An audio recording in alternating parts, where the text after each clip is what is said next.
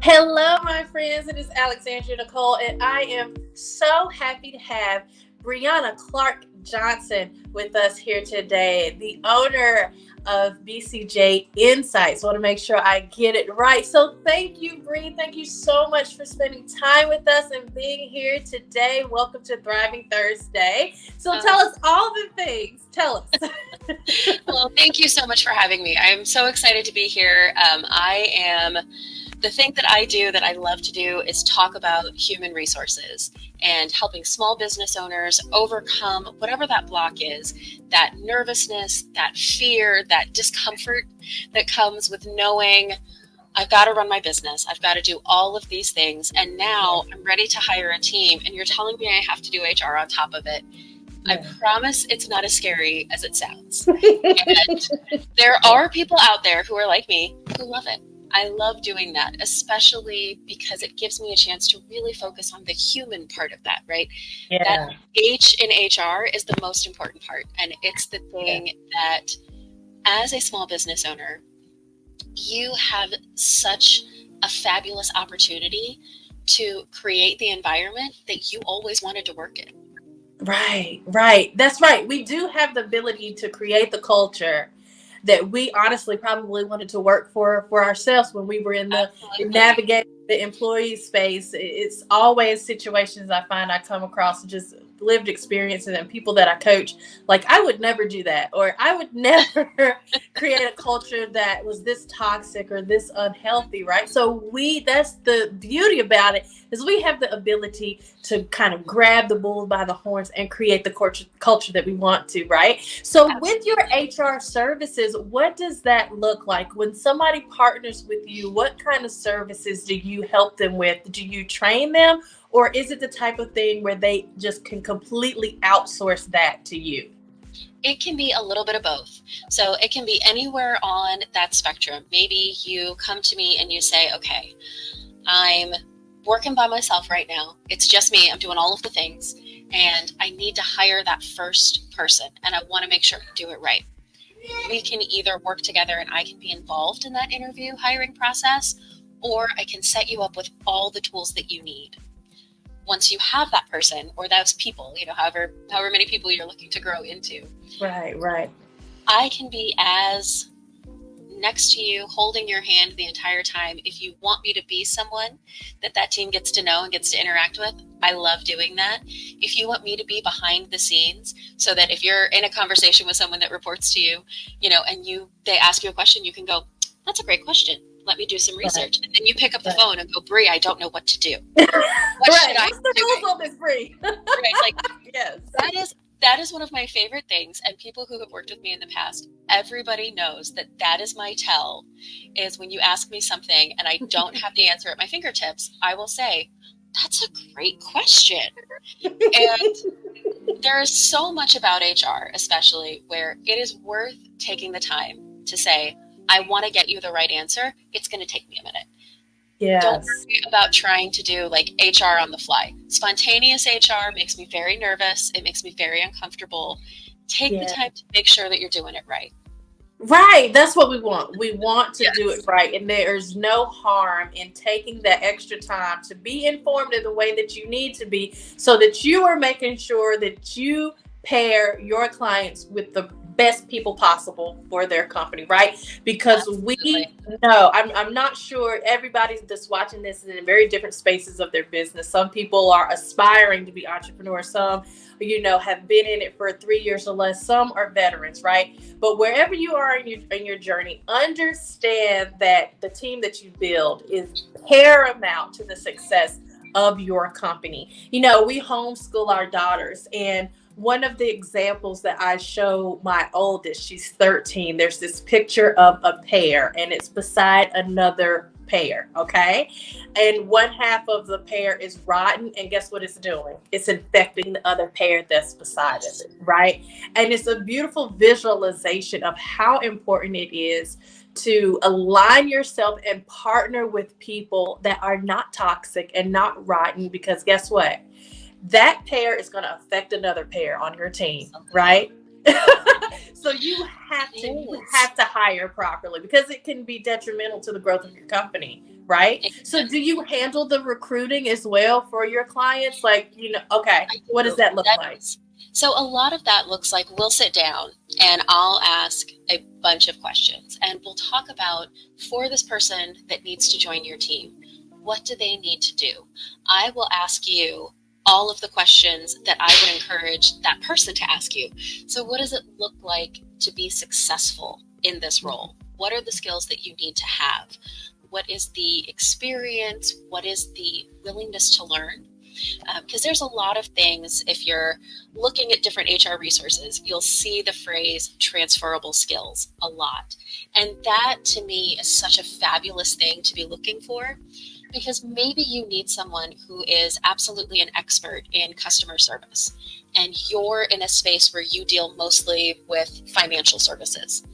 If you've got someone who is a customer service expert, but they've been working for like a local utility company, you can teach them the technical finance side of things a lot faster than you can teach them the skills that they need to be amazing at customer service. So Right. those things, looking for what it is that from just a logistics standpoint, do you need this person for a full 40-hour work week? Or are you looking for someone who's available 10, maybe 15? Thinking about really what is it that you need from a support perspective, and do you intend that this person can grow in their role? Is this going to be somebody who comes in and maybe they're starting off as that customer service that you need, that support? Maybe they're starting off as like a bookkeeping service that you need. Do you see this person or this role changing so that they can take on more responsibilities? As they get more adept with your customers and their customer service needs, are they also going to help you with some of your marketing? What does that look like? Because if you're coming in as an employee, it's really exciting to hear that this person I'm going to be working with wants to work with me long enough that they're going to see me grow and they want to, this person is going to be invested in me. And that is the type of thing that as the leader, as the owner of the company, you will get such a return from that person by showing that you care about them as an individual. There is, it's an old, kind of outdated saying in HR, but it still pops up from time to time that your people are your most valuable resource. Absolutely. And I absolutely agree with it. Like, your people are so valuable, but you have to look at them as more than just a resource. Because for me, when I think about that term resource, I think about something that I'm using. And something that you use up. Yep. Something you use up. And I don't want to do that to my people. I want my people to get bigger, to get better. And, in a strange way, I want them to get so knowledgeable and so skilled that they have to leave me. I want them to be able to, I want to be a step on the journey that gets them to their ultimate goal. And I love when I connect with other empathetic people such as yourself, because that's what we want in our company too, right? Like, we don't want our staff to become so codependent that they ultimately end up becoming stifled in their position, and then it manifests into this resentment. Right. So we want you, and I told a client this a few months ago, actually. I emailed her and I told her, I said, I'm equipping you with the tools that you need to be better so that you don't need me anymore, right? I don't want you to be my client forever. I want to build you up, give you your strategies, help you be a better version of yourself and a business owner so that you say, it's been great, Alexandria. I'm good. I want that. Right? Absolutely. Because we don't want to stifle people's growth, because that never rears a positive return, right? It never does. We want them to expand and grow. I love that perspective, and it's funny you said that, because I don't hear that very often from some of the people that I work with or partner with or just have conversations with. Is a preference of them staying there with you as long as humanly possible, because I think that they have that kind of culture of resource in the terms of as long as you're benefiting me, I want you to stay where you are. Right? Right. Absolutely. And it's a fantastic opportunity as your team grows and you have more than one person. The way that you welcome somebody in, the way that you onboard them is so important to setting them up to be successful. But think about when somebody leaves. I like the term offboarding for that. Mm-hmm. Mm-hmm. And the way you work through that process, the way you support someone who's leaving during that transition is going to speak volumes to everybody who's remaining on your team. Oh, that's so good, Yana. That's so good. Yeah, it's going to help energize them and excite them because they get to see, okay, if I do have to call and talk to Brie and give her my 2 weeks notice, she's not going to cut me off. She's not just like done with me. She's going to be excited for me. She's going to celebrate with me. Like it's so important to treat that time frame as valuable.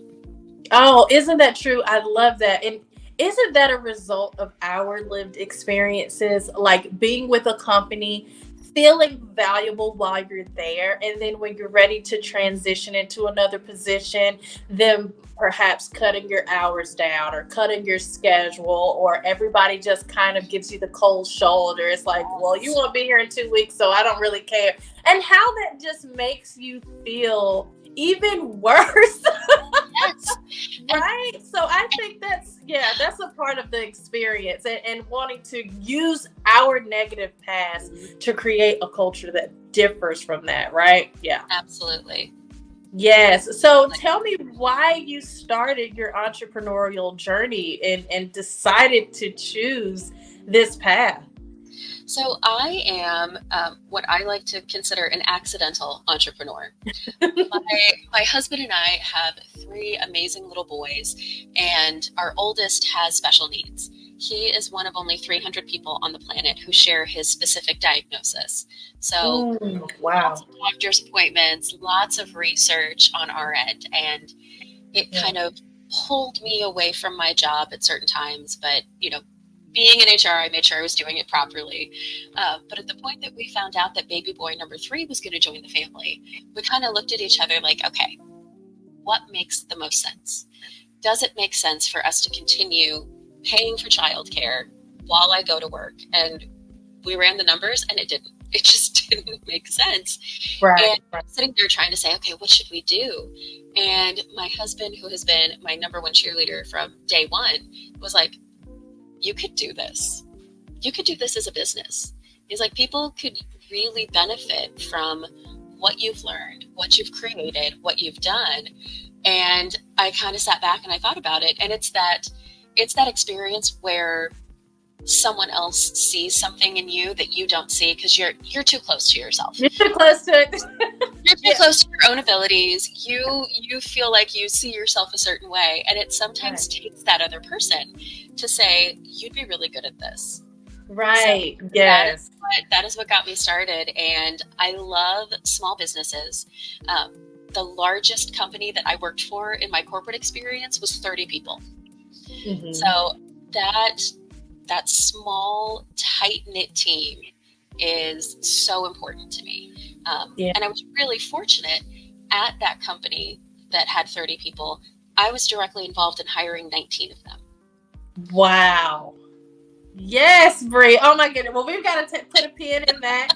And we're going to take a moment to thank our sponsors, and we will be right back in 30 seconds. Don't go anywhere. We'll see you in a second.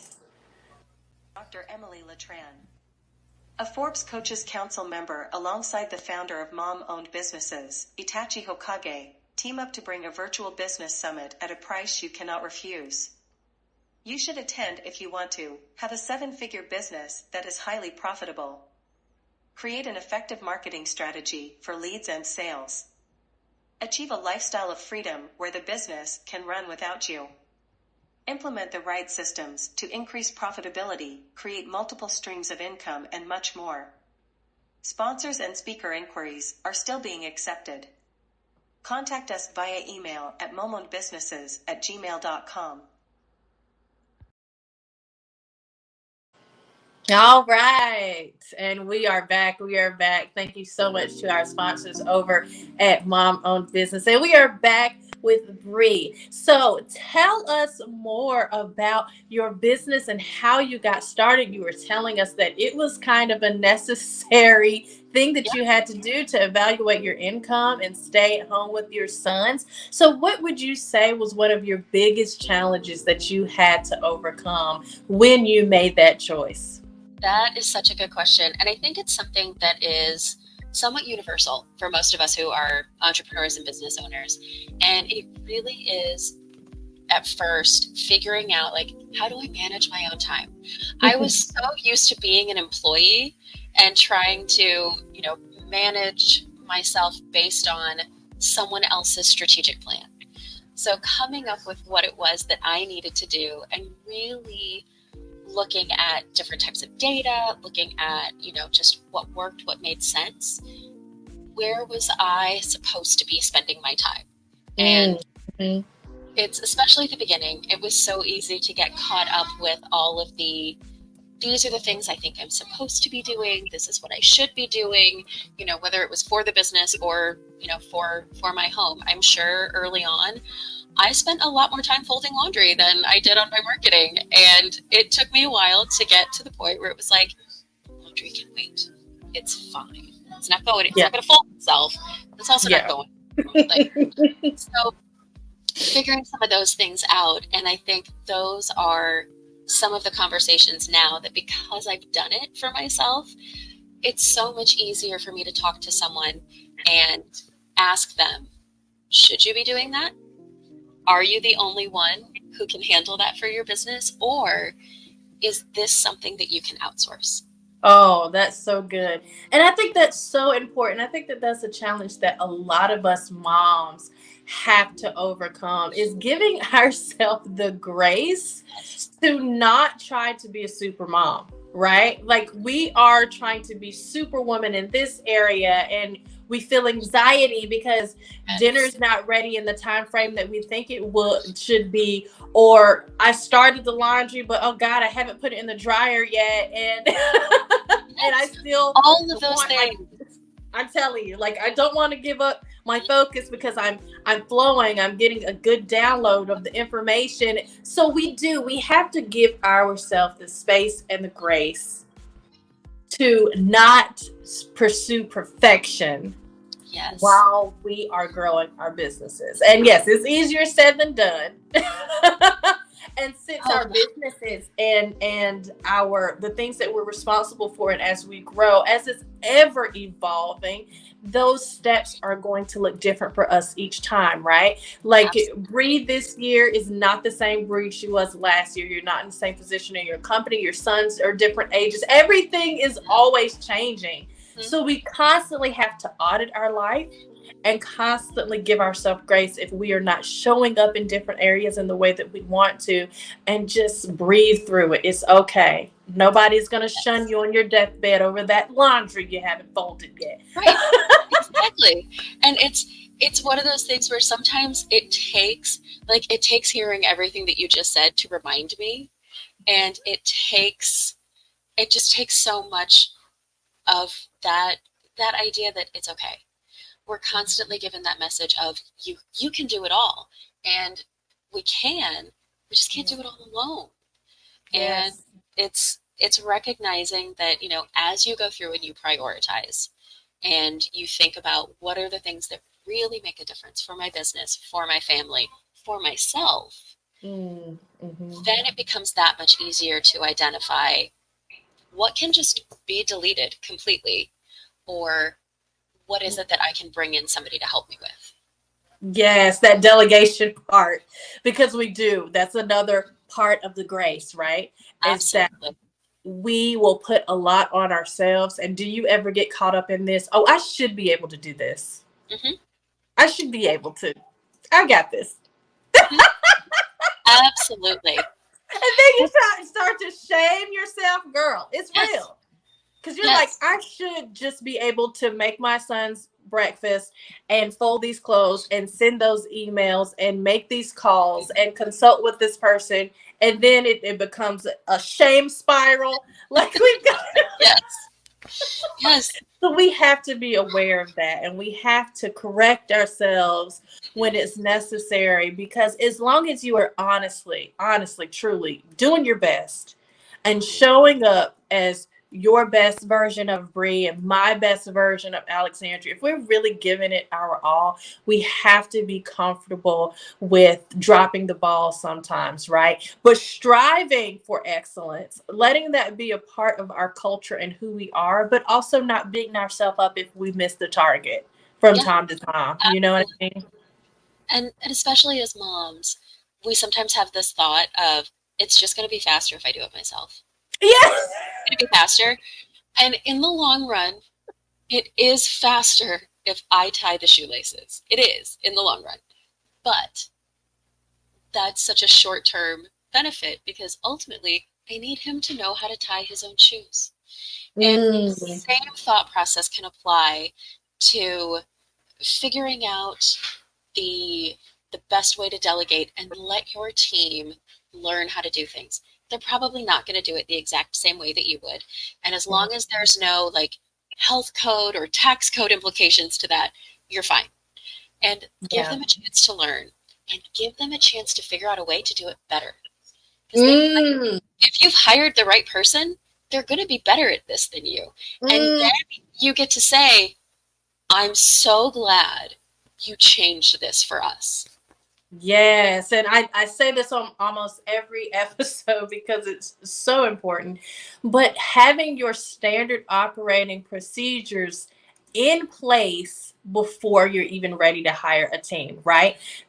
Just to come back to that piece that you were talking about hiring your team and setting them up for success, right? That's the way that you set them up for success, is laying out your expectations. Start to format the things that's working well for you and your company. I mean, you could be a solopreneur, not have any help, but say, well, this is a great lead generation process that I have. This is generating sales. Let me write down this process, so when you're ready to hire an extension of your team, you're ready to put people in place, you already have something documented to say, this is how we do it. And then to your point of them making it better, they can look at your SOP and say, well, actually, we can cut this out and we can generate revenue even quicker and expedite this process. Yeah. Yes, let's try it. You know what I mean? So that part is beautiful, but having that initial foundation is like so amazing to the process. It's so good. Absolutely. I love doing that same thing with the job description for someone who's coming in. And a lot of times you think about a job description like, all right, we're going to write it, and then we're just going to like file it somewhere. That is my strategic plan for that person. We're going to look at that document every year, every 6 months maybe, when I'm starting out to grow my team. And we're going to adjust that. There's very little that I do in HR that is set in stone. We're going to adapt. We're going to grow. We're going to add the things that work and take away the things that don't. And we're going to figure it out along the way and give the people coming in some ownership and a chance to develop with me. But I got to give them something to start with.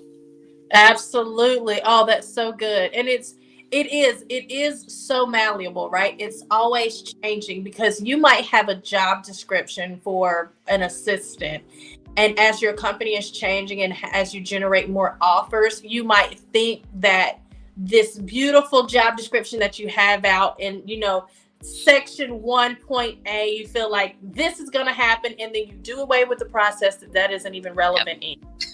So that does take your help to come and say, you're not even doing section A anymore. You're more doing section B and C. So let's update this, pivot this a little bit so that it is more aligned with the services and the things that you're actually offering.